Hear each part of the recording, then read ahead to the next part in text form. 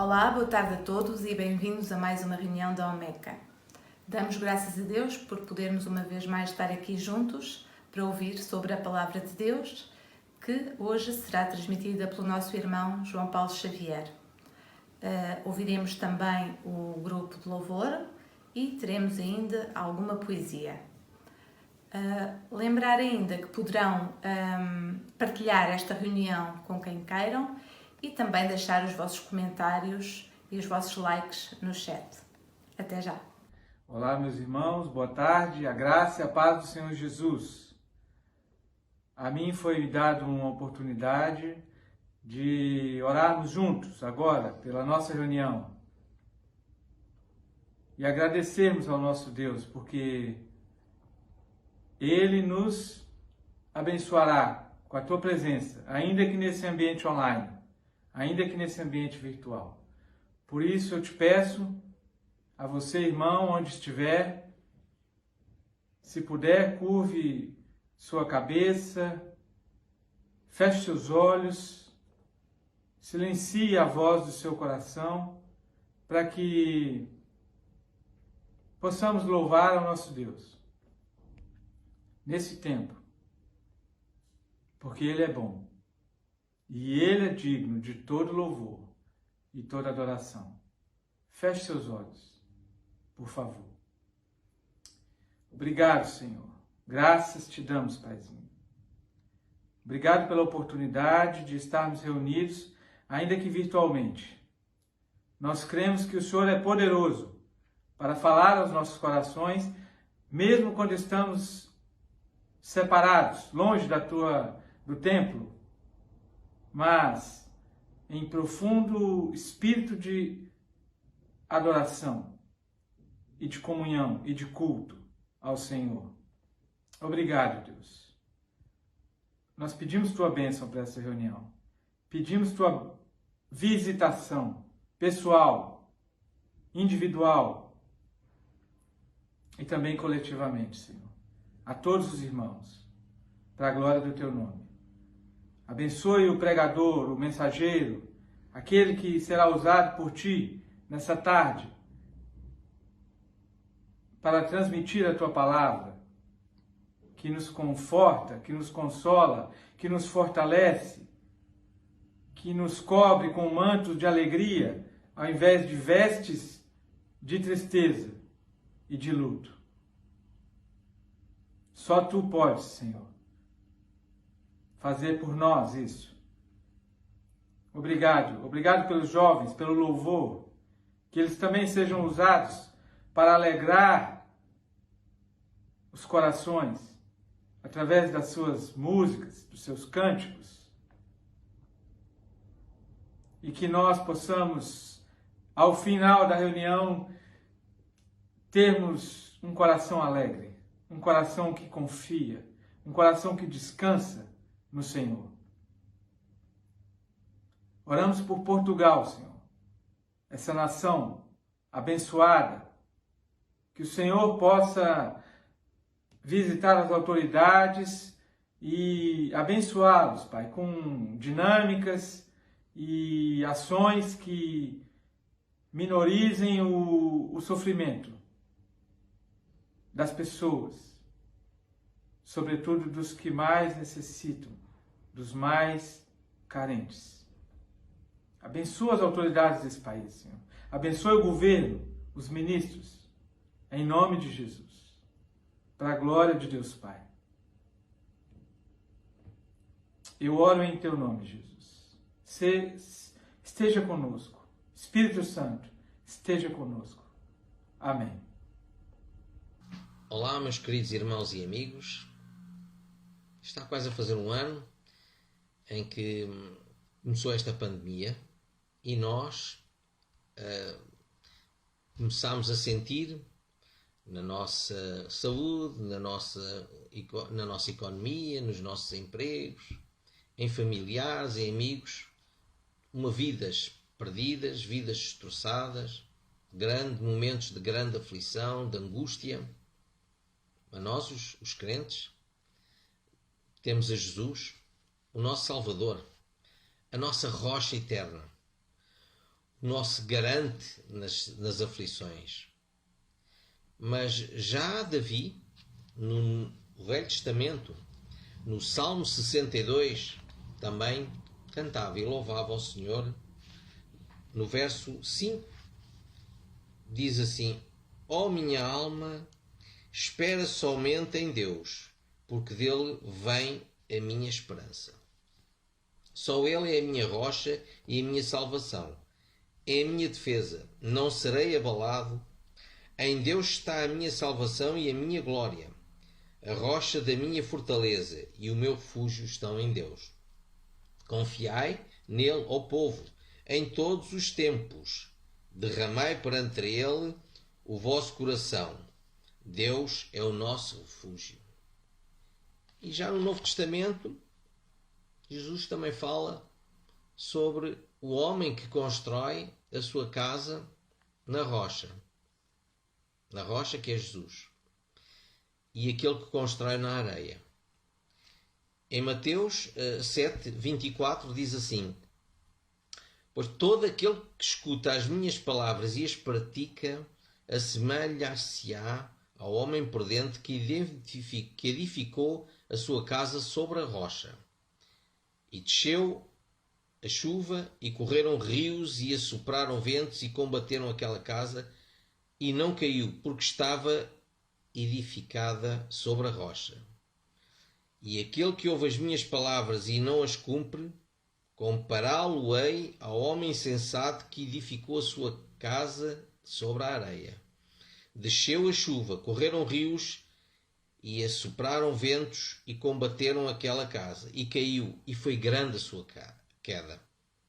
Por isso nós estamos muito felizes por ter Jesus na nossa vida, como aquela rocha em que nós construímos a nossa vida, a nossa casa, e que não pode ser abalada com as tempestades da vida, com todos estes vírus, com tudo isto, nos mantém firmes.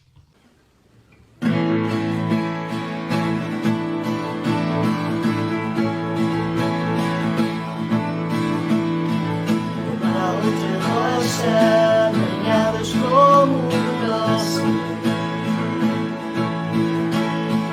não há outro nome digno do nosso louvor. Ele é a rocha, a salvação, sempre nós, verdadeiro e fiel. Não há outra rocha, banhadas como o nosso. Rocha eterna,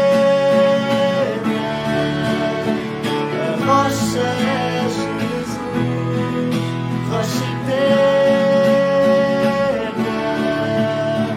a rocha é Jesus. Rocha eterna, a rocha é Jesus. Não há outra rocha, banhadas como o nosso. Não há outra rocha, banhadas como o nosso. Não há outro nome digno do nosso louvor.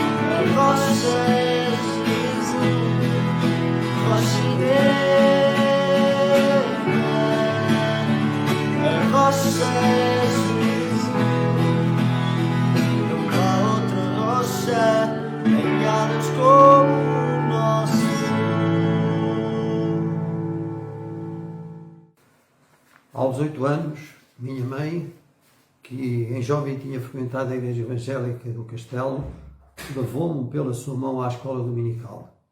Ali na escola dominical eu tive a oportunidade de ouvir acerca do amor de Deus, algumas das lições explicadas com figuras em flanela. Passado algum tempo, ausentei-me. Ausentei-me da igreja, voltei já com 10 anos, cheio de medos, interrogações quanto à vida, à morte e à eternidade. Na casa de oração existia, e ainda existe, por cima do púlpito, a seguinte inscrição: nós amamos a Deus porque Deus nos amou primeiro. Então quis saber até onde tinha chegado o seu amor. Quando ouvi que Deus amou o mundo de tal maneira que deu o seu Filho unigênito para que todo aquele que nele crê não se perca, mas tenha a vida eterna. Quando ouvi que Jesus disse que o ladrão vem somente para roubar, matar e destruir, mas que ele tinha vindo para que eu tivesse vida e vida com abundância. Então compreendi que ele também me tinha amado e havia um plano para a minha vida. Ouvi que todos pecaram e destituídos estão da glória de Deus, que o salário do pecado é a morte, mas o dom gratuito de Deus é a vida eterna em Cristo Jesus, nosso Senhor.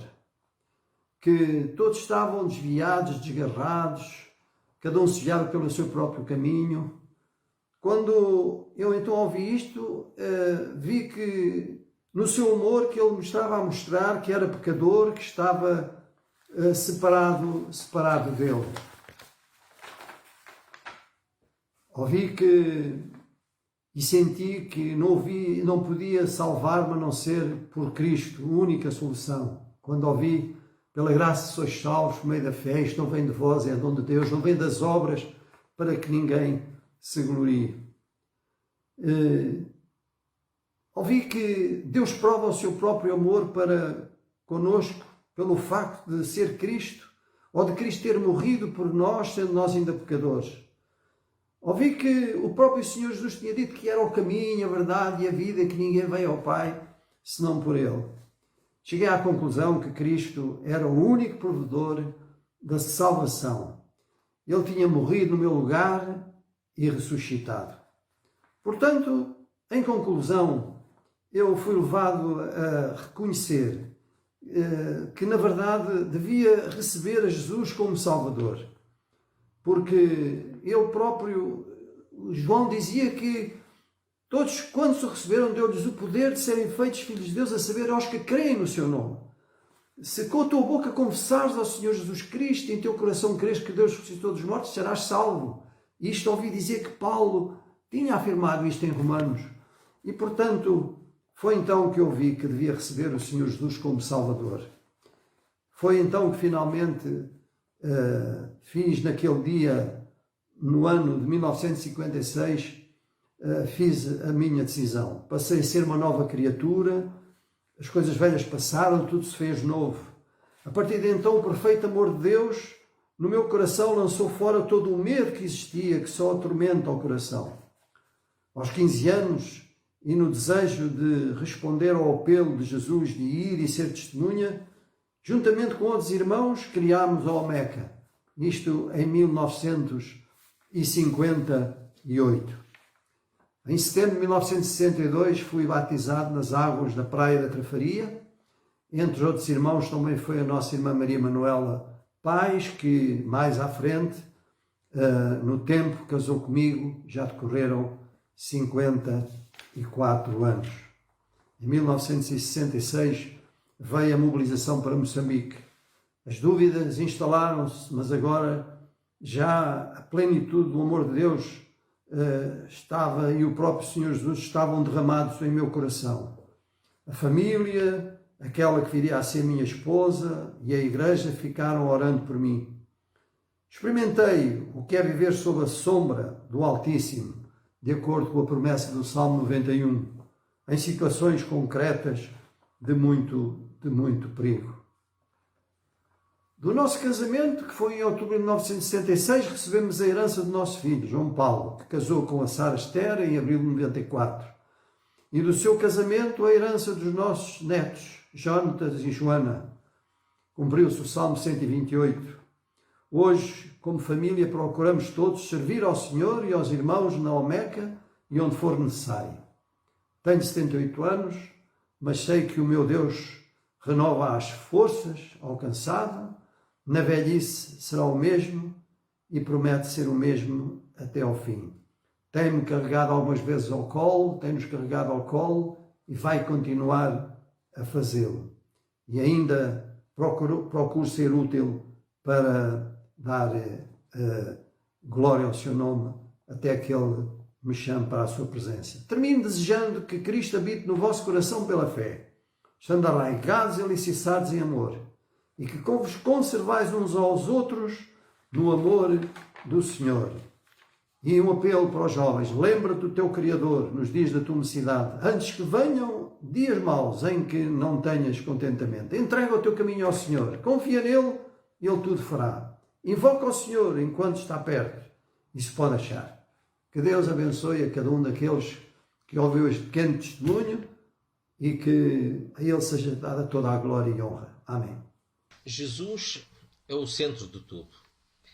É o centro da nossa vida. É o mais importante. Em João 3:16 diz assim a palavra de Deus: porque Deus amou o mundo de tal maneira que deu o seu Filho unigênito, para que todo aquele que nele crê não pereça, mas tenha a vida eterna. Porque Deus enviou o seu Filho ao mundo, não para que condenasse o mundo, mas que o mundo fosse salvo por ele. Por isso é Jesus o centro da nossa vida, o mais importante. Em Colossenses diz assim: Ele nos tirou da potestade das trevas e nos transportou para o reino do Filho do seu amor, em quem temos a redenção pelo seu sangue, a saber, a remissão dos pecados. Porque nele foram criadas todas as coisas que há nos céus, na terra, visíveis e invisíveis, sejam tronos, sejam denominações, sejam principados, sejam potestades. Tudo foi criado por ele e para ele. Ele é antes de todas as coisas e todas as coisas subsistem por ele.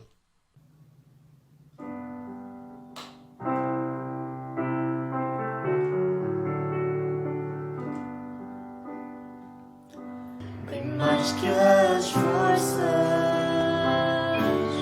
de reis, que a natureza e tudo que se fez, bem mais que tudo criado por tuas mãos. Deus, tu és início, meio e fim, bem mais que os mares, bem mais que o sol e as maravilhas que o mundo conheceu, as riquezas, tesouros desta terra, incomparável és para mim. Por amor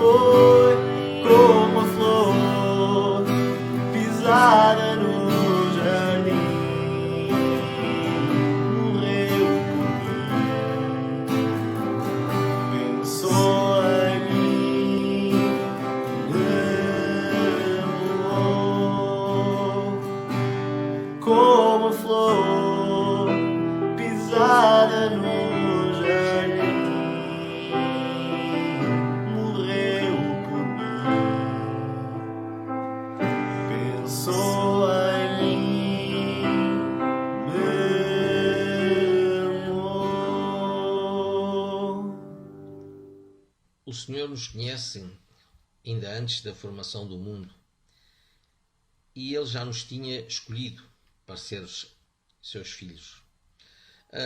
Portanto, o Senhor se alegra do louvor sincero, um louvor de coração. O Senhor conhece os nossos corações. Eu queria ler no Salmo 139, verso 1, 3, em que diz assim: Senhor, Tu me sondaste e me conheces. Tu conheces o meu sentar e o meu levantar. De longe entendes o meu pensamento. Cercas o meu andar e o meu deitar, e conheces todos os meus caminhos. O Senhor sabe todas as coisas, o Senhor nos conhece. E no verso 14 diz: Eu te louvarei porque de um modo terrível e tão maravilhoso fui formado. Maravilhosas são as tuas obras e a minha alma sabe muito bem. E no verso 23 diz: Sonda-me, ó Deus, e conhece o meu coração. Prova-me e conheces os meus pensamentos. E vê se há em mim algum caminho mau, guia-me pelo caminho eterno. É assim que o Senhor nos trata, é assim que o Senhor se alegra. E deixar aqui só com o Salmo 9, 1, em que diz assim: Eu te louvarei, Senhor, de todo o meu coração. Cantarei todas as tuas maravilhas. Em ti me alegrarei e saltarei de prazer. Cantarei louvores ao teu nome, ó Altíssimo. Que o Senhor nos abençoe.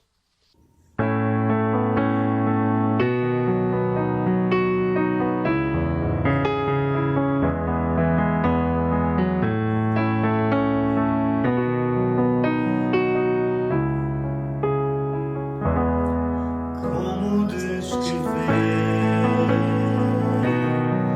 como explicar o amor que vai de leste a oeste e nunca mais vai terminar. Tu me conheces bem e sabes quem eu sou. Não há como me esconder de ti, tu sempre sabes onde estou. É de coração tudo que eu disser, no hino de louvor a Jesus de Nazaré. Se as palavras não mostrarem como é grande a minha gratidão, e mesmo assim, Senhor, recebe o meu louvor, é do coração. Como descrever e como explicar o amor que vai de leste a oeste e nunca mais vai terminar. Tu me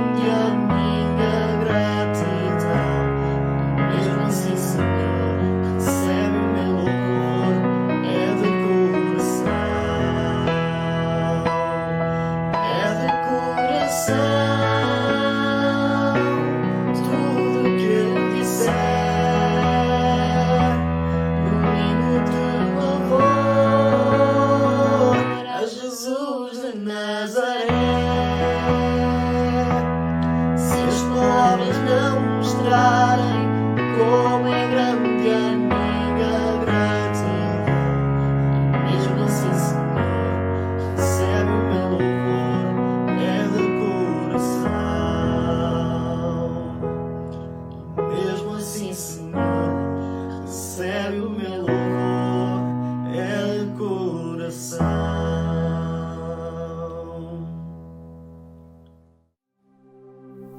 Jesus Cristo é o meu pastor. Com Ele nada me faltará. Descansar-me faz em seu amor e do poder do mal me guardará. Ele é o pão vivo, divinal, que me fortalece a cada instante. É o meu suprimento sem igual, amoroso, sempiterno e abundante. Jesus Cristo é a luz do mundo. Ele me ilumina na verdade, pois o seu amor é tão profundo que me ajuda a caminhar em santidade. Ele é o forte Redentor. Minha alma Ele remiu da perdição. Agora me protege em seu amor e me garante uma eterna salvação. Jesus Cristo é o Todo-Poderoso, o meu refúgio e minha rocha perenal. A minha alma Ele veio encher de gozo, com todo o seu amor celestial. Ele é a fonte de toda a vida, o glorioso e eterno Criador. Minha alma só nele encontrou guarida, esperança, graça e paz e puro amor. Jesus Cristo é o verdadeiro Filho de Deus, o único soberano Rei dos Reis. No seu infindo amor criou os céus para a morada eterna dos fiéis. Chegou agora o momento de ouvirmos a mensagem. Vamos então ouvir o que o Senhor tem guardado para os nossos corações. Boa tarde. Vamos abrir a palavra do Senhor no Evangelho de João, no capítulo 10, e vamos ler os primeiros 4 versículos nesta tarde. Se tens a Bíblia ao pé de ti, podes abrir a palavra e acompanhar a leitura. Se não, ouve a leitura que eu vou fazer. Diz assim, então, a palavra do Senhor. Em verdade vos digo, o que não entra pela porta no aprisco das ovelhas, mas só por outra parte, esse é ladrão e salteador. Aquele, porém, que entra pela porta, esse é pastor das ovelhas. Para este o porteiro abre, as ovelhas ouvem a sua voz, ele chama pelos nomes as suas próprias ovelhas e as conduz para fora. Depois de fazer sair todas as que lhe pertencem, vai diante delas e elas o seguem porque lhe reconhecem a voz. É sobre estes primeiros 4 versículos que nós vamos meditar um pouco nesta tarde. Mas eu gostava de dizer que neste capítulo 10 de João, o Senhor Jesus estabelece aqui algumas virtudes e atributos seus como bom pastor, como pastor das ovelhas. Ele diz no versículo 11, fala da sua singularidade, ele diz, eu sou o bom pastor. Jesus não é mais um pastor, não é mais algum dos pastores, ele é o bom pastor. O seu saber, ele diz, eu conheço, diz no versículo 27, as ovelhas. Ele conhece as nossas vidas como ninguém. Ele sabe o que é melhor e o que é que não é bom para ti, para nós, como mais ninguém. O seu sacrifício, ele diz que dá a sua vida pelas suas ovelhas, no versículo 11. A segurança, diz no versículo 28, dou-lhes a vida eterna. Satisfação, que diz no versículo 9, achará quem está com Jesus, quem aceitou Jesus como seu Salvador achará pastagens. Solicitude, ele diz no versículo 3 que guia, que conduz as suas ovelhas. E no versículo 4 podemos ver a sensibilidade de Jesus. Vai adiante delas. Bom, poderíamos ter várias horas a falar sobre isto tudo, mas eu gostava que nos próximos minutos nós pudéssemos centrar-nos nos primeiros 4 versículos que nós lemos deste capítulo 10 e pudéssemos ver 4 coisas para nós nesta tarde. Então, a primeira nota que eu gostava que nós tirássemos nesta tarde é a paz que a segurança traz. A paz que a segurança traz. O Senhor Jesus inicia aqui no capítulo 10 a dizer que ia falar sobre o aprisco ou o curral. O aprisco era uma área fechada, cercada por um muro, em que as ovelhas podiam achar ali o abrigo. Na época de Jesus existiam os apriscos da aldeia, mas também existiam fora da aldeia, na montanha, onde os pastores iam pastorear o seu rebanho. E ali muitas vezes eles pernoitavam e existiam alguns apriscos. Estes apriscos também seriam vedados com madeira ou mesmo através de vegetação que a própria natureza providenciava, mas a maioria destes não tinha a porta. E então era o pastor que, depois de se assegurar que todo o rebanho estava recolhido no seu aprisco, ele se assegurava de que faria ele próprio de porta. Ele próprio se sentava ou se deitava e pernoitava ali, descansava ali, sendo a porta do aprisco. Talvez por este motivo, Jesus mais à frente diz no versículo 9, eu sou a porta. Se alguém entrar por mim, será salvo. Entrará e sairá e achará pastagem. Jesus aqui está a dizer que ele próprio é a porta. E Jesus é a porta da entrada no maior aprisco que existe, que é a casa do nosso Deus e Pai. A salvação eterna que tu podes encontrar e esta habitação junto de Deus nesta grande casa do Senhor que está aberta para todos aqueles que entrem pela porta que é Jesus Cristo. Mas o aprisco oferecia às ovelhas guardia da tempestade, de vários outros perigos, de animais selvagens, mas as ovelhas não podiam ficar indefinidamente recolhidas no aprisco. Era necessário que o pastor as conduzisse para fora, mesmo que tivessem que enfrentar alguns perigos. É bem provável que algumas ovelhas fossem temerosas, outras preguiçosas e muitas certamente propensas a se extraviarem, a se desviarem. E nós não somos muito diferentes destas ovelhas, pois gostamos muito de ficar dentro do aprisco na nossa zona de conforto. Se não vejamos, muitos cristãos gostam de estar na casa de oração, recolhidos, no convívio com os seus irmãos na fé, e aí está tudo muito bem. Mas quando saem para fora, porque têm que sair, temos que andar para fora da casa de oração, de estar só em convívio com os irmãos, quando saímos as coisas tornam-se um bocado mais difíceis, ou temos dificuldade por vezes. E a Bíblia diz, lá no Velho Testamento, em Deuteronômio, no capítulo 32, no versículo 11, algo interessante a falar também um pouco sobre este assunto de sair para fora. Como a águia desperta a sua ninhada e voeja sobre os seus filhotes, estende as suas asas e, tomando-os, os leva sobre elas. Ou seja, a águia pronta a proteger os seus filhotes. Mas, ao mesmo tempo, o que é que a águia faz? A águia desperta ao ninho, abana ao ninho. O verbo aqui significa mesmo acordar, abrir os olhos dos seus filhotes. A águia está a dizer aos seus filhotes, olha, há um mundo lá fora que vocês precisam de andar. Há um mundo lá fora. Há voos que vocês têm que descobrir, voos mais altos do que este próprio ninho onde vocês estão, que vocês têm que voar. A águia quer que os seus filhotes saiam para fora, tenham novas experiências, mas para isto acontecer é necessário que aquelas águiazinhas deixem o seu ninho. Nós gostamos muito, irmãos, de viajar por águas tranquilas, mas o Senhor por vezes nos obriga a sair do porto e a enfrentar até tempestades, e às vezes tempestades violentas.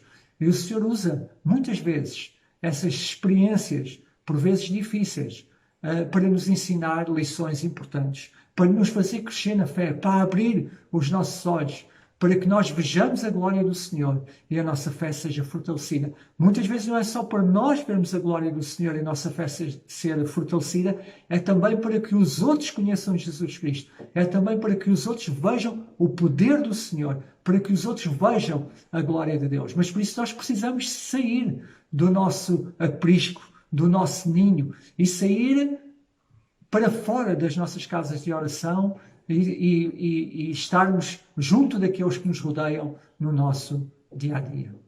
Segunda nota, a preocupação com a incerteza futura. A razão para não gostarmos de sair da nossa zona de conforto é desconhecermos o futuro. O futuro, para cada um de nós, é incerto. Nós não sabemos o que é que vai ser o nosso futuro. Mas caso Abraão tivesse pensado assim, ele não teria dado um passo para fora da cidade lá de Ur dos Caldeus, deixar a sua casa, a sua profissão, ir para um futuro e para um lugar desconhecido, morar em tendas, ser peregrino e forasteiro. Deus abriu os olhos de Abraão, Deus agitou o ninho de Abraão, Deus abriu a porta do aprisco e o patriarca viu o Deus da glória e a glória de Deus. Abraão creu na promessa de Deus, pois Deus prometeu que ao abrir a porta do aprisco, ele receberia a bênção de Deus e seria uma bênção nas mãos de Deus. Se o patriarca não tivesse deixado lá o ninho de Ur dos caldeus, ele não teria recebido a bênção divina e não teria sido, e não se teria tornado na bênção que se tornou para todas as nações. Meus irmãos, nós podemos ter um futuro desconhecido. Nós temos um futuro desconhecido. Nós não sabemos qual é o nosso futuro, mas nós sabemos que o nosso guia, para nós, o nosso guia não é desconhecido. E mais, e sabemos que o nosso guia, o nosso Senhor Jesus, Ele conhece o futuro de cada um de nós. O meu futuro, o teu futuro, para Jesus, não é desconhecido. Ele conhece e Ele é o nosso guia. Então, já vimos as duas primeiras notas, a paz que a segurança traz, e em segundo, a preocupação com a incerteza futura. Chegou agora o momento de vermos a terceira nota desta tarde. O plano do pastor. O plano do pastor. O versículo 4 que nós lemos no início diz que vai adiante delas e elas o seguem. Ou seja, o pastor vai adiante das suas ovelhas e as ovelhas o seguem. E, meus irmãos, o Senhor Jesus, que é o nosso bom pastor, Ele conhece bem o caminho, o melhor caminho para cada um de nós.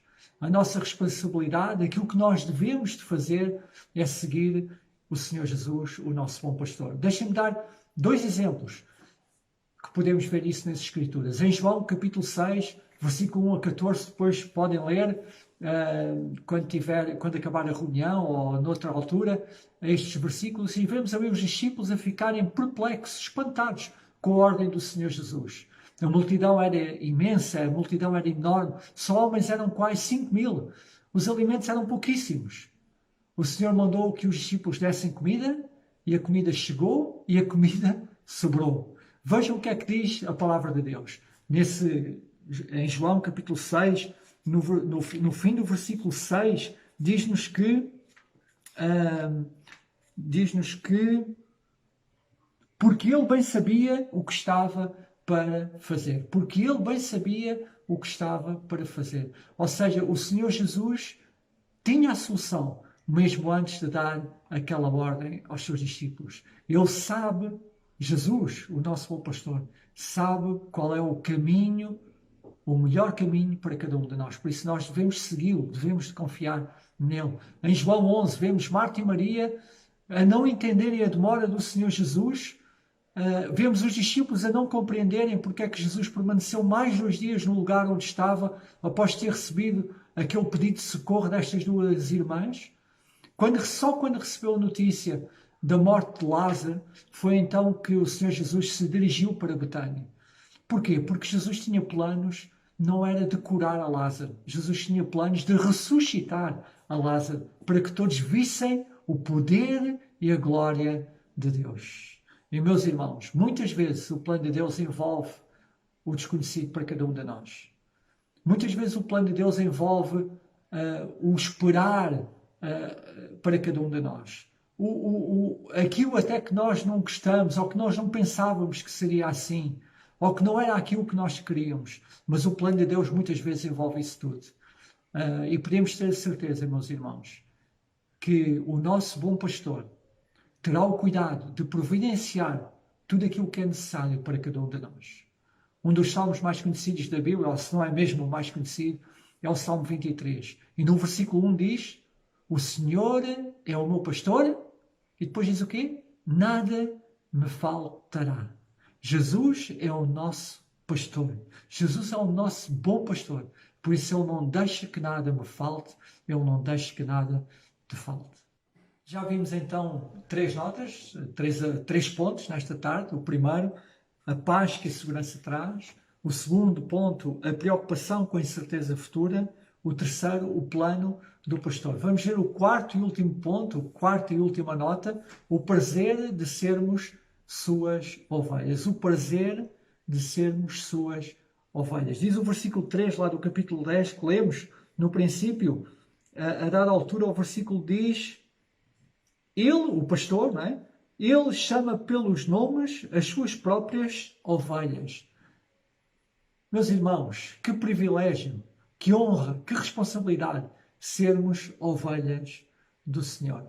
Mas pertencer ao rebanho de Deus, pertencer ao rebanho do Senhor Jesus, não é prerrogativa de todos, mas só daqueles que depositaram a sua fé em Jesus Cristo. só daqueles que entraram por esta porta chamada Jesus Cristo. Só aqueles que entraram por esta porta que é Jesus Cristo, que nos conduz ao melhor e ao maior e mais seguro aprisco à casa de Deus Pai.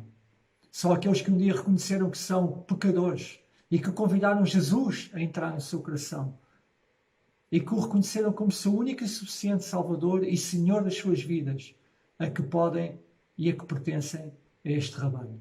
Este é o desafio. Se nunca entraste por esta porta, Jesus Cristo, que o possas encontrar nesta tarde. Amém. Obrigada, João, pela mensagem do Senhor, que a possamos aplicar nas nossas vidas e guardá-la nos nossos corações. E estamos a terminar a nossa reunião. Podem ainda deixar as últimas mensagens no chat e marcamos encontro para o próximo domingo às 17h30. Até lá, paz do Senhor.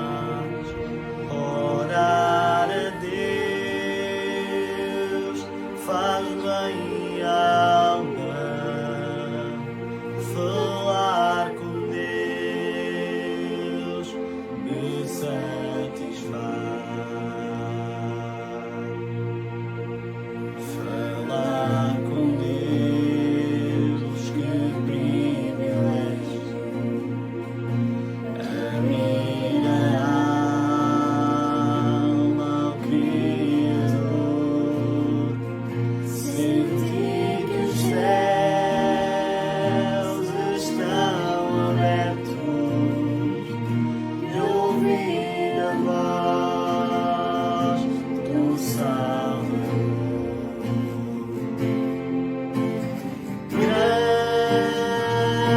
é o nosso Deus.